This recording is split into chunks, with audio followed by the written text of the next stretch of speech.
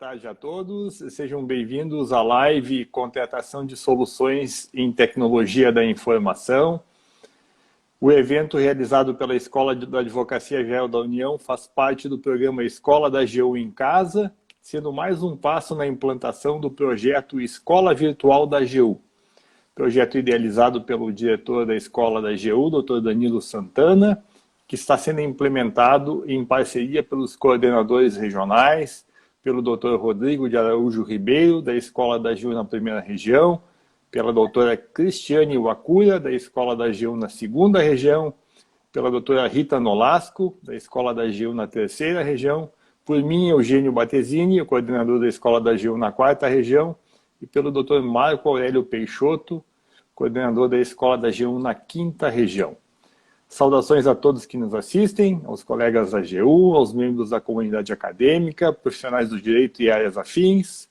Saudação especial ao nosso convidado, o colega advogado da União, Hugo Teixeira Montezuma Salles, que é o coordenador da Câmara Nacional de Modelos de Licitações e Contratos da Consultoria Geral da União e vai nos falar sobre contratos de tecnologia da informação. Hugo, é uma honra para a Escola da AGU recebê-lo. Você tem a palavra para a saudação inicial aí às pessoas que estão nos acompanhando. Sem pressão. Boa tarde a quem está nos acompanhando agora. Imagino que esse vídeo vai estar disponível depois, então bom dia e boa noite a quem for ver depois, né? Se estiver vendo de madrugada, vai dormir. E vamos lá, né? A gente acaba mexendo muito com contratações de TI por conta... Eu trabalhei muito tempo no Ministério do Planejamento, no final do Ministério do Planejamento. Estou hoje no Ministério da Economia, em colaboração com a Procuradoria da Fazenda, e a gente acaba trabalhando muito com contratações de tecnologia da informação, por conta de uma centralização de contratações, que é um fenômeno, vamos chamar assim, que a gente vê nos últimos 5 anos. E a própria normatização ocorre lá, então acaba que eu tenho contato com a matéria. Minha intenção aqui, e é bom deixar claro, não é de inundar todos sobre conceitos de tecnologia da informação, porque eu seria a pessoa menos capacitada do universo para falar sobre isso. Certo? Então, se você quer saber como programar alguma coisa para fazer com que seus pareceres se façam sozinhos, você aprende e me fala, porque eu não vou conseguir fazer esse tipo de coisa. Certo? A conversa que eu pretendo fazer é mais sobre uma visão geral das contratações de TI, do que elas têm de peculiar. Algumas peculiaridades são em razão do próprio regulamento que elas têm, e algumas peculiaridades são em razão das suas peculiaridades do serviço, do próprio tipo de contrato. E a gente vai entrar nisso.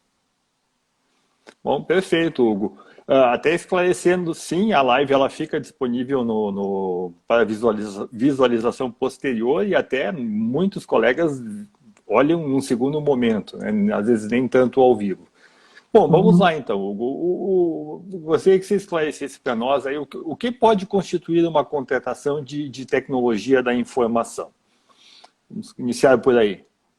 Pois é, esse ponto é interessante porque eu não tenho como esclarecer isso plenamente. Eu posso esclarecer isso parcialmente. Por quê? Uma contratação de TI, ela é como uma contratação de engenharia. Ela é um enquadramento técnico. Quem vai fazer isso, normalmente, é a área técnica que vai dizer. E alguns tipos de contratação, você olha e diz, mas isso aqui é contratação de TI mesmo? Mas acaba sendo, porque ela vai se relacionar, de alguma forma, com o que a gente entende, estrito sensu, como a antiga informática. Certo? Então, por exemplo, telefonia faz parte do conceito amplo de TI, porque faz parte da ideia de comunicação. Mas muitos contratos de TI foram feitos à revelia disso, porque não se associavam uma coisa à outra. Serviços de outsourcing de impressão, que originalmente, há uns 10 anos, 7 anos, que eram feitos mediante locação de impressoras, era locação de um equipamento, às vezes com mão de obra. Mas a solução, ela se moderniza a tal ponto de que ela ganha essa roupagem de serviço de tecnologia da informação. Então, eu posso te dizer, por exemplo, que se você faz gestão e manutenção de computadores, é um serviço ou uma solução de tecnologia da informação, desenvolvimento de software, tecnologia da informação, estrutura de servidores, redes de comunicação, telefonia, computação em nuvem, sala cofre, sala segura, serviços digitais, são todos exemplos de solução em TI. A gente usa muito esse termo soluções, que é um termo usado também para serviços em geral, mas é mais usado para TI, porque enquanto que numa contratação comum é muito comum que você, não, eu quero comprar uma caneta. Não, eu vou comprar uma caneta, é uma aquisição, certo? Mas para TI, você costuma ter um problema e você vai resolver aquele problema. Então, você vai ter uma solução que vai ser composta muitas vezes por bens associados a serviços ou serviços associados a bens de uma forma bastante entremeada. Então, é muito complicado você dizer, isso aqui é uma aquisição de TIC, isso aqui é um serviço de TIC. Normalmente as coisas são um tanto quanto entremeadas. A exceção é quando você vai comprar um computador. É a parte mais comum de você pegar só um bem, talvez com um serviço de garantia técnica. Mas normalmente é uma solução porque você vê o todo que vai ser composto de alguns serviços, de alguns bens de forma interdependente. Mas a recomendação que eu sempre peço é, trate isso como um serviço de engenharia para fins de enquadramento. Então, para serviço de engenharia, eu tenho a orientação normativa 54, que vai dizer, olha, a área técnica tem que atestar que isso é serviço de engenharia. Minha sugestão é que você aplique isso para analogia. Você não tem certeza que se isso é serviço de tecnologia, a área de tecnologia da informação, e eu vou já chegar nesse ponto, ela vai ter que atestar isso. Ela tem que atestar isso. Não é você, advogado, muitos, inclusive criados na era analógica, que vai dizer que isso é tecnologia da informação ou não. Né? Até porque essa área é inovadora por natureza. A contratação de tecnologia da informação vai aparecer antes de você descobrir que ela existe. Isso é comum demais. E nesse mundo de TI, quando eu falei da área de tecnologia da informação, a gente tem que entender um pouco, e com isso eu finalizo o primeiro ponto do que é TIC, para a gente se ambientar, sobre o chamado SIS, que é o Sistema de Administração de Recursos de Tecnologia da Informação. É análogo ao chamado SISC, que é o sistema que rege a logística em geral. Nesse sistema, eu tenho o órgão central, que é a Secretaria de Governo Digital, que gerou os atos normativos que a gente conhece. E você tem os órgãos setoriais, que são as unidades de TI dos ministérios, dos órgãos da presidência. Você tem órgãos seccionais, que são as unidades de TI das fundações e autarquias, e tem órgãos correlatos, que é o caso de alguma unidade dentro de um ministério ter uma unidade específica de TI própria. Então, por exemplo, a PGFN tem uma coordenação geral de TI específica. Se não me engano, a Receita tem outros órgãos maiores que têm muitas contratações de TI, provavelmente tem órgãos correlatos envolvidos. Esses órgãos são os órgãos de TI. E você, ilustre advogado, eu digo advogado procurador que está nos ouvindo, que vai ter que mexer com essa contratação, vai ter que saber quem é esse cara. Porque, primeiro, porque alguns atos vão ser praticados por ele, e segundo, porque você vai ter que entender um pouquinho como é que essa contratação funciona. Então, esses órgãos que são os órgãos de TI, eles que vão atestar, isso aqui é TI, isso aqui não é TI por conta disso, daquilo. E é a partir desse enquadramento que vai seguir todas as especificidades. Não, perfeito, Hugo. Uma outra questão que eu queria te colocar é o seguinte, até estava comentando contigo no momento anterior, dando uma folhada no Guia de Boas Práticas em Contratação de Soluções de Tecnologia da Informação do Tribunal de Contas da União, e me chamou a atenção que eles atribuem muita importância à questão do planejamento da contratação em tecnologia da informação. Tá? Que peculiaridades que nós temos nesse processo de planejamento? Por que dessa importância, assim, especificamente no que diz respeito à tecnologia da informação? A razão disso é pela natureza do próprio serviço, bem ou do serviço. Porque imagina, se eu for contratar um serviço de limpeza, no meu ministério, aquele serviço de limpeza ele não vai influenciar o INCRA, a unidade do INCRA que funcione no Rio Grande do Sul. Certo? Provavelmente não vai influenciar. Mas se eu tenho um serviço digital incorporado à plataforma gov.br e o INCRA também, provavelmente as duas coisas vão ter que se conversar de alguma forma. Certo? O planejamento de TI, e aí certos nomes foram colocados, de governança de TI, estratégia de TI, isso a gente vai ver isso com calma. Eles foram feitos pensando na ideia de que o governo digital, que o governo digital ele é uma coisa só, ele é o governo digital composto pelas soluções de TI dos órgãos que vão ou buscam a se comunicar. Então, nesse sentido, o que o órgão lá, o que a unidade do INSS de Saboeiro, no Ceará, faz de compra de TI, passa a ser muito mais relevante para o todo do que ela contrata de material de limpeza. Então, para isso, o planejamento tem que acontecer e esse planejamento tem que ser escalonado, ele tem que seguir uma lógica muito mais ampla. Certo? Essa é a razão principal de tudo ser dessa forma. Sim. Ok. E, Hugo, eu te pergunto, na comparação com os contratos administrativos convencionais que nós estamos acostumados na administração pública, a contratação em tecnologia da informação apresenta aspectos diferenciados com relação a questões como a política de preços, remuneração, forma de faturamento ou outras questões? Eu queria só voltar um pouquinho na parte do planejamento. Tem algumas especificidades, a gente pode voltar nele? Claro, continue. Pronto, beleza. Porque a razão era essa, mas essa razão gerou a criação de números normativos, que criaram instrumentos para isso. Então, uma razão subjacente criou uma razão de caráter vinculativo, que são decretos, instituições normativas que ordenam que você faça esse planejamento. Então, como é que funciona? Eu tenho, no topo da pirâmide de planejamento, eu tenho algo chamado de estratégia de governo digital. Certo? A estratégia de governo digital foi criada pelo decreto 10.332/2020, então, cheirinho de novo, vigente de 2 anos. Ela vai te dizer, olha, o governo quer isso, aquela ideia da visão única do governo, do qual vai extrair as visões de cada órgão.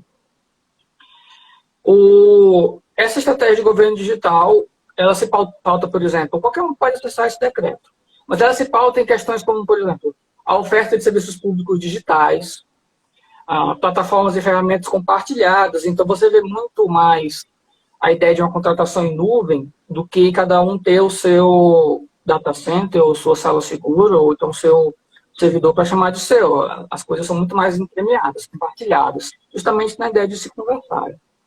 A implementação da Lei Geral de Proteção de Dados, que isso é algo que eu quero tratar um pouquinho, muito pouco, tá? Mais na frente. E a questão da otimização das infraestruturas de tecnologia da informação. E esse último ponto, de estrutura de tecnologia da informação, é o que gera, por exemplo, a necessidade de se otimizar a compra de ativos. Você vê muito, e você vai ver ainda mais, na verdade, compras centralizadas nessas contratações de TI.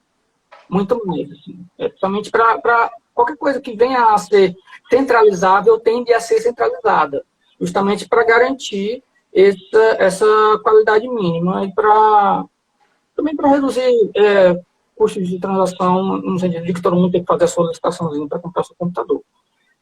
Esse é um fenômeno que nós já começamos a ver há algum tempo e vai se intensificar mais. Então, órgãos tendem a contratar menos alguns tipos de soluções de TI, e alguns outros vão ser mais, mas com mais orientações, na ideia de que as contratações sejam melhores e mais eficientes nesse ponto. Dessa estratégia de governo digital, vai surgir um segundo ato, que é o plano diretor de Tecnologia da Informação e Comunicação, eles chamam de PDTI. PDTI, se o plano de estratégia de governo digital ela é feita para a União toda, o plano diretor de tecnologia da informação é feito por cada um dos órgãos. Os órgãos, os chamados órgãos setoriais e os órgãos seccionais. Então, cada fundação é autarquia e cada ministério faz o seu PDTI. E esse PDTI ele vai ser feito com base na estratégia geral, na estratégia do governo digital. E ela vai dizer coisas do tipo, olha, minhas metas e ações nos próximos 2 anos, o que eu tenho de previsão de gastos, previsão de gestão de pessoas, os riscos que eu tenho, onde é que eu quero chegar. E esse PDTI vai ser vinculante para as minhas contratações. Aqui, eu vou contratar tal coisa. Isso aí é outra coisa, é o plano anual de contratações, que é uma outra coisa também aplicável. Mas é outra coisa. O PDTI vai dizer o que é que eu vejo o meu órgão em termos de tecnologia da informação de hoje e daqui a 2 anos. E qualquer contratação que eu fizer precisa necessariamente estar enquadrada, estar de acordo com esse plano diretor. Necessariamente. Então, é muito importante, realmente a ideia desse planejamento, de eu não fazer qualquer tipo de compra de TI sem pensar umas 5 vezes antes. Porque muita coisa já foi feita de errado, vamos chamar assim, antes para ser feito, para chegar nesse ponto. E aí, desse PDTI vai ter o planejamento geral. E o planejamento geral, ele segue muito o que a gente entende como planejamento de contratação, por conta de até de inversão. Quando a gente vê o planejamento da contratação da IN5, formalização de demanda, estudos preliminares, termos de referência, mapa de risco, essas coisas, iniciou com o TI. O TCU, um acórdão de 2008, se não me engano, ele sugeriu essas práticas, recomendou essas práticas em contratações de TI. Essas práticas geraram uma instrução normativa, que foi reeditada, modificada algumas vezes, instituindo esse procedimento de que, olha, antes de contratar a TI, eu vou fazer um estudo preliminar, estudo técnico preliminar, um mapa de riscos, e vou fazer o termo de referência com base nesse planejamento. E aí, olha, deu sucesso, deu boa, vamos explodir para o mundo. E gerou esse mesmo procedimento para serviços em geral. Mas aí, o que a gente tem de peculiar em relação a um planejamento da contratação em relação a serviços de tecnologia da informação? Tem uma previsão, existem 2 instruções normativas muito importantes da Secretaria de Governo Digital. A 1 de 2019 e tem a 2 de 2019, não é conhecida muito. A 2 de 2019, que tem base no decreto do SRP e no decreto do CISP, ela vai prever que alguns tipos de contratação, elas precisam ser aprovadas previamente pela Secretaria de Governo Digital. Se o seu órgão vai gastar mais do que 28.600.000 reais, que é grana para diabo, né? Muita grana. No caso, do valor do concorrente.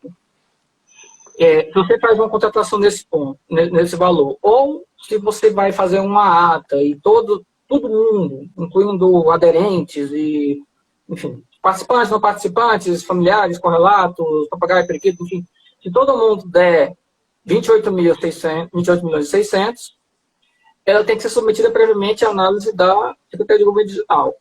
E essa secretaria vai analisar o aspecto técnico. Ele não vai analisar, não é governança, não, ele vai analisar o seu termo de referência.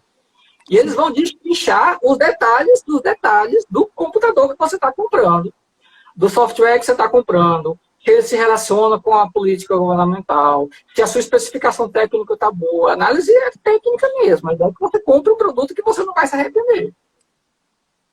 Essa é a técnica, essa aqui é a máxima principal de todo tipo de planejamento da contratação. A qualidade é acima de tudo. Se você for ver o site do governo digital, e eles são muito bons em relação a isso, a Secretaria de Governo Digital, você vai ver que há uma série de orientações sobre todo tipo de serviços, de licenciamento de software, de autenticação de serviços públicos digitais, alguns serviços são vedados, eles já estabelecem, olha, nós não trabalhamos mais com sala segura, então você não pode contratar sala segura, contrate serviço em nuvem. Para contratar serviço em nuvem, usem esse tipo de instrumento. Eles têm uma orientação muito interessante sobre aquisição de ativos. Então, por exemplo, computadores. Eles têm uma orientação de 2017, lá no site, que ele vai te dizer, olha, computadores costumam ficar obsoletos em tanto tempo, eles costumam ter um preço muito elevado no lançamento, então espere tantos anos, tem essas especificações. Orientações muito interessantes, principalmente se o seu órgão não faz ideia do que fazer para contratar TI, tem que contratar o seu computador, senão nós não trabalhamos, né? Apesar de que com a pandemia isso meio que se reestruturou um pouco. A SGD disponibiliza um material muito farto para todo tipo de contratação para melhorar essa qualidade. Então, isso também é incorporado no planejamento. Não, também porque a IN diz, olha, você tem que observar as orientações, mas de qualquer forma, está lá esse material, ele é muito bem feito, o pessoal lá é muito qualificado nessa área e descem realmente as minúcias, é uma coisa muito interessante. E aí, se eu tenho essa contratação até acima desse valor, de 28.600.000, ou se eu faço um ato de ajuste de preço e ela permite adesão, e eu não sou o Ministério da Economia, eu também preciso dessa mesma autorização para que ela faça adesão. Se eu não consigo isso na fase interna, eu tenho uma nulidade. Eu tenho que ter essa autorização, eu tenho uma nulidade. Então, eu tenho que mandar para lá. E aí lá, eles têm conselhos. Não é o fulano de tal que dá uma canetada e gosta do fulano. Não. Tem um conselho que faz análise prévia, emite um parecer, que leva para o conselho superior, o secretário, junto com seus diretores, decide em colegiado. Se o valor for muito grande, vai para o conselho maior, do secretário especial, do Ministério da Economia, que vai decidir se aprova ou não essa contratação, com base em elementos técnicos apurados. Enfim, a ideia é que, se você vai gastar muito, prepare-se, porque eu vou analisar, auditar a seu termo de referência, o que é muito bom para a gente. Muito bom até para, assim, se eu faço um termo de referência, eu espero que a autoridade máxima de TI do meu governo diga que aquele termo é bacana, né? Me dê um joinha que eu toque o mundo, essa é a ideia. E, assim, essa é a ideia principal que a gente entende por a contratação de TI. O planejamento da contratação de TI, ele é voltado para maximizar a qualidade do que eu quero. Um último ponto que eu quero tratar sobre planejamento é sobre o que eles chamam de prova de conceito. Que é algo que, teoricamente, você pode ter em todo tipo de contratação sob o nome de amostra. Mas que não é muito comum. Às vezes, uma aquisição aqui e ali você vai ter, mas é muito comum em TI, principalmente em soluções no sentido que envolvam software, envolvimento de software, ou então disponibilização de software. Então, por exemplo, aqui em Brasília, e que está em implementação em outros estados, existe um programa chamado TaxiGov. E o TaxiGov, ele envolve uma plataforma digital e prestação de serviços de transporte de servidores. E essa plataforma digital ela tem que suportar um número X de pedidos, tem que suportar um tráfego e tem que gerar respostas rápidas. Ainda que não seja contratação de TI, o elemento de TI ele é acessório, essa plataforma ela tem que ser submetida a uma prova de conceito em que vai ser testado se ela resiste realmente a um tráfego mais intenso, se ela tem um tempo de resposta adequado, coisas que um atestado não vai me dizer, uma especificação técnica não vai me dizer, assim, eu tenho que testar, ver como é que está a programação dela, ver como é que é o servidor dela, assim, certas coisas só prova de conceito vai dizer. Então, a gente vai conviver muito com esse processo. A gente vai conviver com situações em que eu tenho essa prova de conceito, acumulada com habilitação técnica, acumulada com um prazo para adequação. E eu como advogado ou procurador do caso, eu vou ter que entender, olha, se esses requisitos não forem cumulativos, no sentido de que eu estou pedindo 3 coisas para a mesma coisa, esses requisitos vão conviver. Talvez eu peça habilitação para saber se, nesse exemplo do táxi log, para saber se eles sabem manejar o número X de corridos. Eu peço a prova de conceito para saber de infraestrutura de rede, e eu peço o prazo de adequação para que ele conecte, termine o layout do programa e conecte aos meus sistemas e faça treinamento. É plenamente tranquilo. Eu faço a prova de conceito ou antes ou depois da habilitação com o licitante provisoriamente classificado em primeiro lugar, e se eu mudo a solução, eu tenho que fazer uma nova prova de conceito. Inclusive, eu posso ter prova de conceito durante o contrato. Okay. Então, assim, planejamento é basicamente isso que a gente tem de diferença, assim, na visão geral. Sim, sim. Não, perfeito. Então, eu vou retomar aquela questão que eu coloquei no momento anterior, né? Então, se nós compararmos os contratos em tecnologia da informação com os contratos administrativos convencionais, assim, o que os contratos em tecnologia da informação possuem de aspectos diferenciados no que diz respeito a políticas de preço, remunerações, faturamento e outros aspectos, assim, em si? Para que a gente esclareça isso para o pessoal que está acompanhando aí. Como as outras coisas que a gente tratou, o advogado, o procurador que cuida do caso, cuida de qualquer contratação, ele tem que ter cuidado sobre o que é o técnico e o que é o jurídico de toda contratação. Isso é inevitável. O problema é que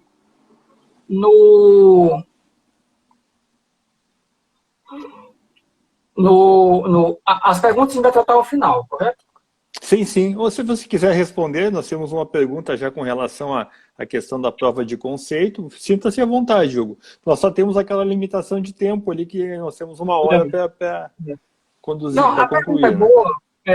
A colega, Renata. A Renata Perguntou como justificar adequadamente a prova de conceito. Assim como a amostra, isso importa em custos para as empresas e demanda requisitos objetivos para análise.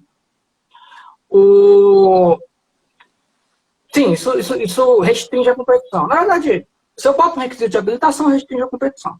Certo? Se eu boto um produto que tem um grau maior de especialização, restringe a competição. O que diferencia não é a restrição da competição, mas se ela é justificável. Então, se um determinado elemento daquele sistema eu não consigo comprovar por meio de atestados, e eu não posso, digamos assim, é algo tão incerto e tão essencial para o meu trabalho, que eu não posso dizer, eu confio em você e depois você me apresenta, eu vou ter que fazer uma prova de conceito. Assim, é uma realidade. E os custos embutidos nisso vão ser custos suportados para o recebimento desse benefício, como qualquer outro requisito de habilitação. Então, a justificativa é essa, por ser inevitável.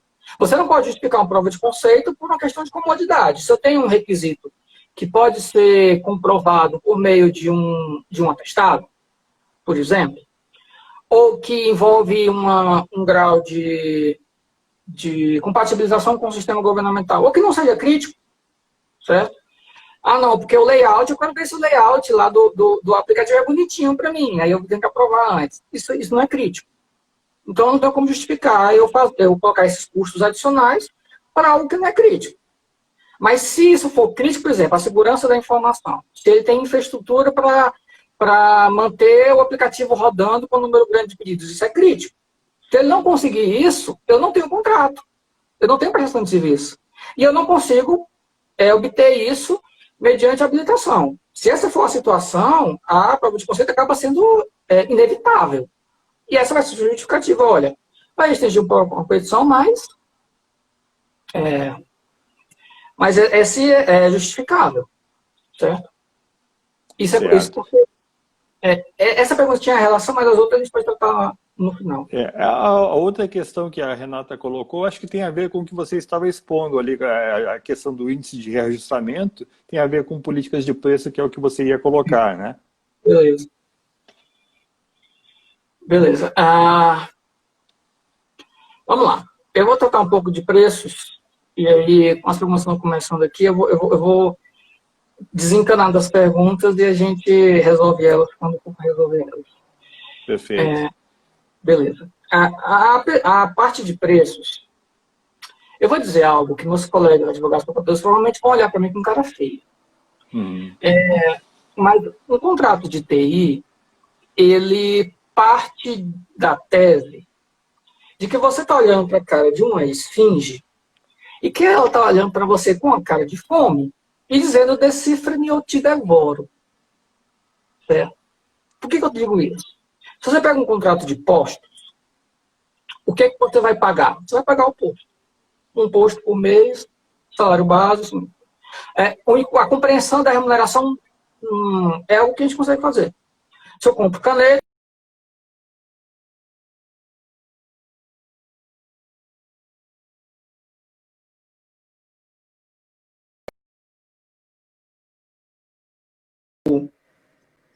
algo do gênero, são lógicas de precificação que a gente está muito bem acostumado. Qual é o grande problema aqui? Essas lógicas de precificação que a gente trabalha dentro de contratos, chamemos de contratos comuns, são lógicas que não são tão comuns em contratos de tecnologia da informação. Por quê? Primeiro ponto, existem algumas coisas que você pode, que são muito parecidas com contratos que a gente vê em geral. Por exemplo, compra de software de prateleira. Eu vou comprar pacote Office. Certo? Compra de pacote Office, a precificação cada pacote Office é X dinheiros. Né? Isso aí é muito parecido com o que a gente entende. Mas esses tipos de serviços, eles tendem a ter um preço, de certa forma, como eu posso dizer, parametrizado. Especificamente, o software de prateleira, isso a gente até conversou antes. O TCU ele fez uma auditoria, um estudo muito interessante. Eu sugiro que quem tiver muito tempo livre leia, que é um acórdão 2569 de 2018. E ele fez um detalhamento dos gastos que o governo faz com software em geral. Software de prateleira em geral. Os principais fornecedores, o que ele costuma comprar, e viu que tinha muita ineficiência. Você tinha o mesmo software variando 100%, 200% o mesmo software. Por conta de um revendedor, algum está fazendo sobrepreço e outro está revendendo um software que era para ter um desconto aplicado a instituições de ensino, mas não estava revendendo para instituições de ensino. Então, é uma situação teoricamente irregular. Então, havia uma situação de grande ineficiência. Aí o TCU diz, olha, vê com os grandes fornecedores a possibilidade de você centralizar esses acordos e gerar preços mínimos, né? Preços máximos, desculpa. Preços máximos de compra. E foi feito. Então, ano passado teve uma instituição normativa, a 202, que instituiu isso, e acordos foram feitos desde então. Foram feitos acordos com a Microsoft, com a Oracle, IBM, com a VMware, Adobe, Broadcom e com a K-Leak. E eu não conheço 90% das empresas que eu acabei de falar, mas eu sei que elas existem. Né? E esses acordos basicamente dizem, olha, se você for comprar o pacote X, pacote Office, o pacote Office, a subscrição mensal deve te custar tanto. E aí você, eu não sou, mas assim, se eu fosse servidor lá de compras de uma instituição de ensino, eu vou pegar aquele catálogo e ele vai me dizer, olha, o pacote Office de ensino é X. Eu vou pegar aquilo lá, vou copiar e colar no meu termo de referência e, no máximo, eu tenho que fazer uma validação de pesquisa, de preço, mas vai ser muito mais fácil para mim. Eu não vou ter que me aventurar no mar da Microsoft, que oferece 512 tipos diferentes de pacote Office. E é esse tipo de situação que a gente tem, por um lado, a ideia de centralização de procedimentos, não de contratações, de uniformização de procedimentos. Nesses tipos de contratação em que eu tenho um acordo corporativo, o preço, a precificação, você não vai precisar decifrar o enigma, não tem esfinge para te devorar. O que você vai ter em mente eu tenho dois tetos. Eu vou ter o teto, que é o preço estabelecido no acordo corporativo, que tem no site da SGD, da Secretaria de Governo Digital, e eu tenho um subteto, que é a sua pesquisa de preço, que você continua tendo que fazer. Certo? Mas esse teto me garante que eu não tenho mais aquele problema de ineficiência. E aí, toda vez que eu for precisar de um preço, e esse preço pode ser para contratar ou para prorrogar, eu vou ter essa mesma situação. Eu tenho um teto, eu tenho um subteto. Esse teto ele é inamovível? Não, ele é flexível se você conseguir comprovar a vantajosidade de você não seguir esse teto.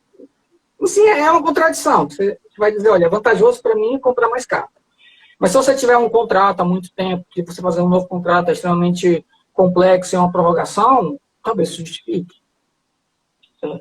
Assim, esse é o primeiro ponto, nos tipos de contrato que a gente tem mais próximo da nossa realidade.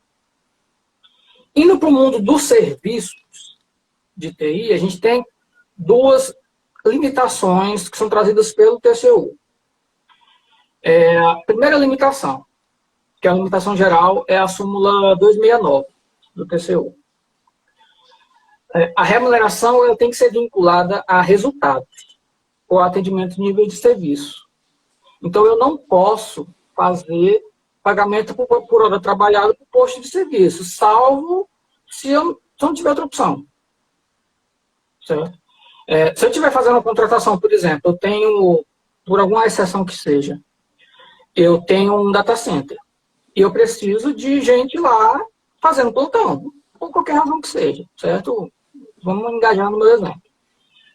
Nesse caso, eu não tenho resultado, eu não tenho nível de serviço. Então tá, nesse caso, é hora de trabalhar. Mas isso é exceção, até porque o governo não quer isso. Não é a estratégia digital do governo ter esse tipo de coisa. Então, fora essas situações muito excepcionais, o que se vai buscar é sempre algo vinculado a um resultado, a um projeto, a um software, assim, a uma entrega, um produto. E eu não podendo pagar pela hora trabalhada, pelo posto de serviço, me dificulta a precificação. E aí, como é que eu faço a precificação? Se eu faço precificação, por exemplo, de software, é comum que eu fale de pontos de função. Se eu faço software como serviço, se eu faço de manutenção ou estrutura de software, eu posso colocar até pagamento por mês do software, não do custo. Menos mal. Mas muitas vezes em serviços, me leva à segunda restrição, muitas vezes em serviços a gente usa a chamada unidade de serviço técnico, UST, às vezes tem outro nome, que cada um tem a sua, vamos chamar assim, que gera um certo problema. Então eu posso dizer, por exemplo, que uma UST, ou melhor dizendo, a gente já teve um contrato de automação de serviços que previa uma série de interações diferentes. Olha, se você for fazer uma interação de serviço que vai exigir que você faça, cada passo uma interação necessária. Então, para você fazer um passo, de um passo para outro, um documento para levar a uma outra tela, 2 USPs. Para você fazer a necessidade de interação com um particular, para a emissão de um e-mail, coisa do tipo, são tantos USPs. Ou, enfim, é quase um estabelecimento de uma unidade monetária, assim, de conversão. Sim. Em cada contrato. E o que aconteceu? Isso facilita um pouco o trabalho, porque não é hora de trabalhar, mas não permite que eu tenha algum tipo de métrica, assim, que eu consiga pagar, mal é mal. E o problema era, eu criava aquilo lá, muitos órgãos criavam da sua santa imaginação. E aquilo lá não tinha correspondência nenhuma com coisa alguma. E gerava distorções. Porque como é que eu faço pesquisa de preços com base em uma metodologia que eu não faço ideia? Aquilo lá é um convite para jogo de planilhas, é um convite para alguém que conhece o serviço melhor do que eu, para se aproveitar disso. E aí o TCU disse, olha, você não pode ficar usando o ST ou qualquer coisa desse tipo, essas unidades de serviço, assim, sem consultar o órgão técnico, sem tendo assimetria de informações, sem que seja com uma metodologia homogênea, assim, relacionado com o que o mercado faz. Não pode fazer. Sim. E o que aconteceu com isso? A própria SGD ela responde colocando orientações sobre, se você vai utilizar unidade de serviço técnico, você tem que seguir determinados parâmetros XYZ. E ela novamente, ela faz uma série de orientações. Novamente, ela é bem proativa nesse ponto. O acórdão disse que era para fazer, então é uma proatividade forçada. Mas foi feito e é algo bem interessante. Então, é uma opção, mas dificilmente você vai ver aquela precificação que a gente costuma ver em contratos comuns. Esse é o problema. E aí, por que eu digo que a gente tem que decifrar ou nós vamos ser devorados? Porque, às vezes, é complicado entendermos o objeto. E não necessariamente a gente tem que entender as minúcias do objeto. Muitos aspectos são técnicos. Mas o que eu estou tentando dizer é que acaba sendo dever nosso entender o objeto minimamente para entender como eu pago por ele. E isso é basilar. Como é que ele está sendo pago? Se ele está sendo pago por hora, ainda que por vias transversas, não pode, tem que ter justificativo. Se ele está sendo pago através de uma unidade aleatória, também não pode. Assim, ele tem que dizer de onde veio aquilo. E para isso eu tenho que entender os meandros de como funciona o faturamento. E esse ponto eu sugiro que todo mundo leia com calma, bonitinho. Essa é a parte que nós temos que decifrar necessariamente. E tem um último ponto aqui, preços, que, na verdade, antes de falar disso, deixa eu responder logo a pergunta da colega em relação a preço de reajuste. Fique à vontade, Hugo. Pronto, porque senão eu esqueço. Existe um índice específico, eles chamam de ICTI. Tá. Índice de Contratações de Tecnologia da Informação, ele é do IPEA. Foi criado por normalmente uma orientação do TCU, foi criado em regime de teste há uns 3 anos, deu certo e foi instituído, de fato, por uma portaria há 2 anos e hoje é obrigatório. Todas as contratações devem usar o ICTI. Certo? Então, vai fazer uma contratação nova, esse é o índice a ser utilizado para o reajuste de TI. Fazer esse à parte. Tranquilo. E o último ponto a tratar sobre preços, uma outra peculiaridade, é o tratamento dado ao SERP e à DataPrev. SERP e DataPrev eles são contratados por dispensa de prestação, por inexigibilidade, em contratos que são milionários ou bilionários. Bilionários com B de bananada. Né? Sim. Quem deu a piada. E muitas vezes eles são pagos de uma forma não tão transparente. Isso foi algo que o TCU notou. Que alguns contratos não tinham, que eram ineficientes, alguns contratos, que os custos unitários não estavam muito claros, que parecia que você estava dando uma dotação orçamentária. Você tem 1 bilhão e 500 milhões para gastar aí, gaste com moderação. Sim. E isso, assim, quem já analisou um contrato certo na vida, vê que é um negócio muito especial. Chamemos de especial. E aí o que o TCU ordenou que a gente também tem que considerar? O CEP e DataPrev são obrigados a apresentar ao contratante, qualquer que ele esteja, planilhas de custos que demonstrem o detalhamento de custos unitários, que permite eu identificar os recursos produtivos, os insumos, as quantidades e os custos. Para entender mais ou menos o que eu estou pagando, porque eu não estou pagando algo que eu não quero. Sim. E eu tenho que exigir isso. Certo? Então, eu adiciono esse ponto. Assim, não que esses custos unitários em si vão gerar uma análise... não, o custo unitário X não pode estar acima de Y, ou ela vai partir da pesquisa de preço. A pesquisa de preço continua sendo do mesmo jeito, com base no custo do serviço. Mas é para eu saber que eu não estou fazendo pagamentos adoidados, e para quando eu for fazer um aditamento, eu tenho a base para saber, para poder negociar com o CEP e a DataPrev, para saber, olha, variou tal coisa, mas o seu custo unitário é esse, então você tem que variar X, não é Y. Eu ter uma própria forma de negociação, não ficar capturado por ele ter o know-how. Então, acaba que eu tenho, então, para a remuneração, eu tenho esses passos. Eu tenho que entender qual é a métrica a ser utilizada, entender o faturamento do contrato. Se for por unidade de serviço técnico ou qualquer outra unidade, eu tenho que ver se foram seguidas as recomendações da SGB. Se for por homem-hora ou por posto, eu tenho que ver se foi justificado. Segundo ponto, o preço referencial, ele vai seguir pesquisa de preço normal, mas se for algum preço referencial que tiver previsto em acordo corporativo, o acordo corporativo vai seguir como um teto, só que você vai justificativa, então é bom que se cheque, sendo uma compra de um software de prateleira, por exemplo. E se eu for contratar certo data prévia, além disso, eu vou precisar da decomposição em custos unitários. Na forma prevista também tem um documento da SGB sobre isso, dizendo quais são os custos mínimos que eles vão precisar me informar. Remuneração é basicamente isso que a gente tem. Sim. Tem uma pergunta da Renata, não sei se você quer responder, porque ela é bem pertinente ao que você estava colocando. Se existe alguma impropriedade de contratação por dispensa do CERP para certificação digital em nuvem, por exemplo? A priori, não. Isso é até comum, se eu não me engano. O CERP faz certificação digital para muitos órgãos. Se eu não me engano, a própria certificação digital da AGU, ela foi ou ela é feita pelo CERP, se eu não me engano.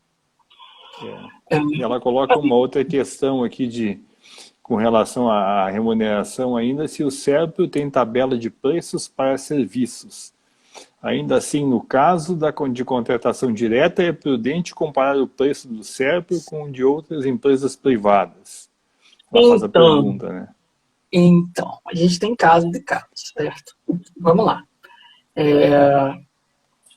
Eu vou dar o exemplo da certificado digital, porque ele é bem emblemático. Certificado digital é o que existe no mercado, certo? Ele é bem disseminado, assim, o cartório faz, enfim. A ideia da dispensa de licitação é que eu posso fazer licitação, mas não quero. Então, eu posso dispensar. Por isso que eu posso dispensar o CERF para fazer isso, porque é uma hipótese de dispensa, eu tenho essa faculdade. Certo?